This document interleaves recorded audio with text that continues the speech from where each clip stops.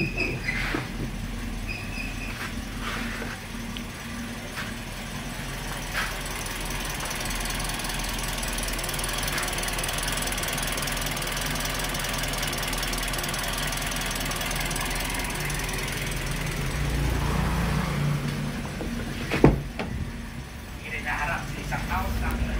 guys, nag-PMS pala ako dito ng Toyota Vios Superman 2018 model. Kasi ang history nito ay dati pinuntahan ko to, ayaw umandar. Tapos inanuhan ko siya ng PMS, binigyan ng quotation. Tapos sabi ni sir medyo lumalala daw kasi parang hirap yata tumakbo. Tapos ito nga, na PMS ko na. Nalinis ko na yung throttle body, tapos fuel pump, napalitan ko na rin yung fuel pump. Yung spark plug nalinis ko na rin. PCV valve kasi pag morning down medyo mausok na puti, so nilinis ko na rin yung PCV valve. Tapos yung pinaka breather hose natin mayroong mga oil. Tapos dito walang check engine, wala siyang check engine. Pero dito sa ating diagnose sa computer, nagkakaroon siya ng misfire sa cylinder number 2. So kaya medyo pangit yung andar, parang palyado siya. So kung makikita nyo dito, mayroon siyang misfire na 5 times. Tapos mawawala na naman siya, magba-back to 0 yan, back to 0. Tapos magmi-misfire na naman uli. So naka 3 times na misfire.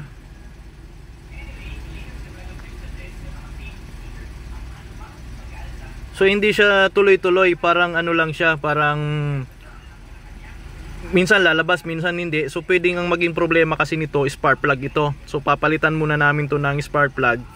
Tapos chinek ko naman yung ignition coil, mayroon naman siyang kuryente, mataas naman yung binibigay niyang kuryente. Kasi kung sa ignition coil ito, ang magiging problema niya, magche-check engine na dapat dito.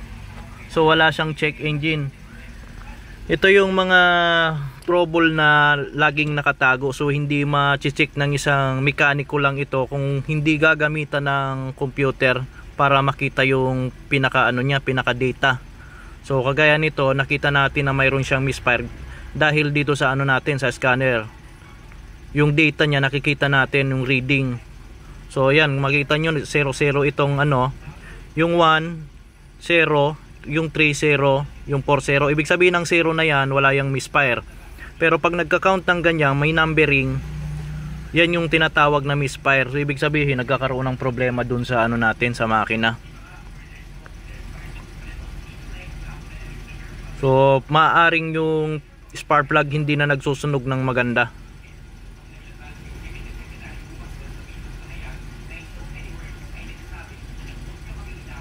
So tatlong tatlong titingnan dito kapag halimbawa mayroon kang ganitong misfire.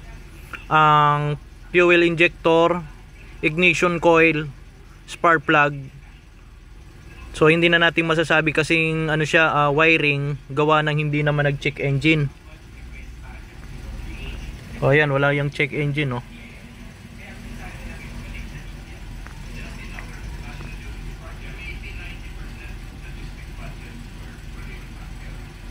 Tapos temperature ko ngayon 87 degree. So inaantay ko pang umandar yung fan para yung idle natin ma-relearn.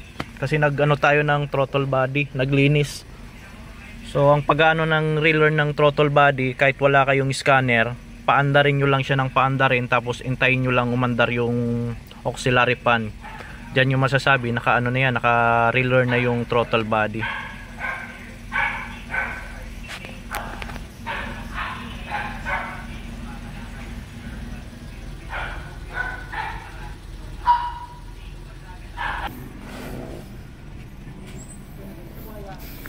Ayun guys, natapos ko ng palitan ng spark plug.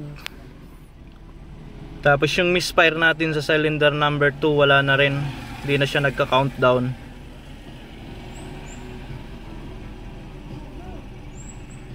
So ayun yung mga problema na hindi nyo basta-basta madedetect kung anong nagiging problema sa makina natin. kung hindi natin gagamitan siya ng scanner. Kasi sa panahon ngayon, hindi na pwede yung mga hula-hula sa atin sa mga sasakyan. Kailangan natin, pag electronic na yung ano natin, mga units, kailangan natin yan gamitan lagi ng scanner. Kasi mayroong mga ibang mga mekaniko, bakit kailangan mo nang gamitan ng scanner? Ano lang naman, papalit ka lang naman ng spark plug, papalit ka lang naman ng coolant, bakit kailangan pa nating gamitan? Gagamitan kasi natin yon ng scanner para maitutugma natin yung bato ng mga signal. Katulad nito, kung nagpalit tayo ng coolant, dapat nating i-reading din natin yung temperature niya para yung opening and closing ng pan natin magiging accurate dito sa signal na ibinibigay papuntang ECU. So katulad nito, 86 degrees Celsius siya, hindi pa umaandar yung pan. So dapat pag nag 95 na yan pataas, aandar na dapat siya. So hindi dapat siya lalagpas ng 100 degrees Celsius, kasi pag lumagpas ng 100 degrees Celsius na hindi pa naandar yung pan, ibig sabihin may problema yung thermostat natin o kaya naman yung ECT sensor natin. So ganun yung purpose ng scanner kung bakit ginagamitan natin ng ganito, yung mga units na bago. So ayan, stable na rin yung RPM nya, wala na ring misfire. So job na tayo dito ulit sa Toyota Vios na ang problema ay minsan kinakapos ng persa, naglo low power, gawa ng misfire natin ay cylinder number 2, yung spark plug na pinalitan natin. Ang sabi kasi ni bossing, bago naman yung spark plug, pinalitan na ng mekaniko. Pero upon checking ko, yung spark plug natin, yung tip wala na, maiksi na lang, kaya pinapalitan natin ng bago. Pero ito naman ngayon okay na siya, wala nang misfire.